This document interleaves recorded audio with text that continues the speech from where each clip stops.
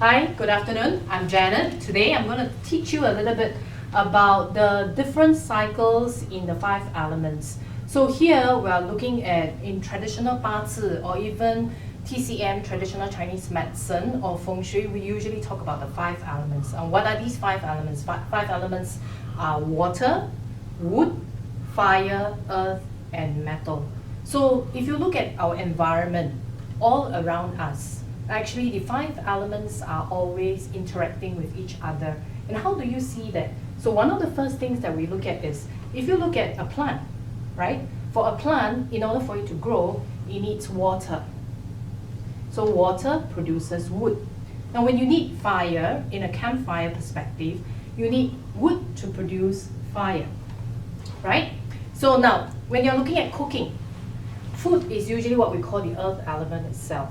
So if you have fire, cooking food, therefore you have fire baking a cake, fire cooking food, right?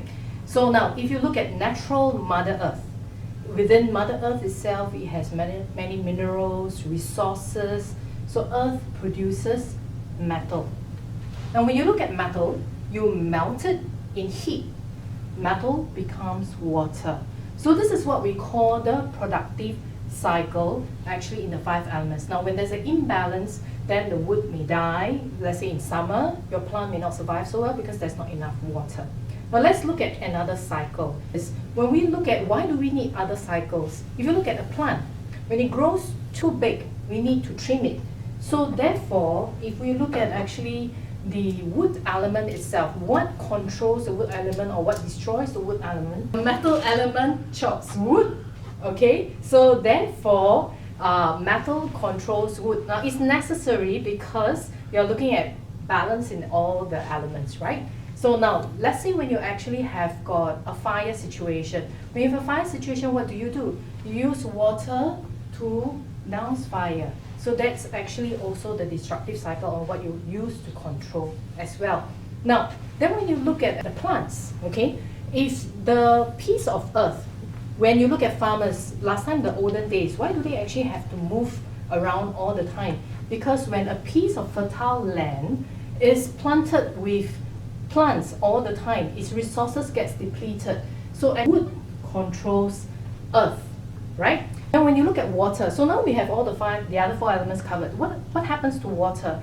When you have actually got water, you introduce mud into it, okay? Then what will happen is, earth controls water. So in the end, what will happen is you have all these various different cycles. They all play a role and a part. Even in our body, okay? Let's say for example, I'm a person born in summer. So usually in a TCM manner, we'll call it, we are very, very heaty. So therefore, what do I need? I need lots of water to douse the fire in order to balance my entire chart. So this is one short way of understanding the 5 different elements and cycles. I hope you enjoy this short introduction.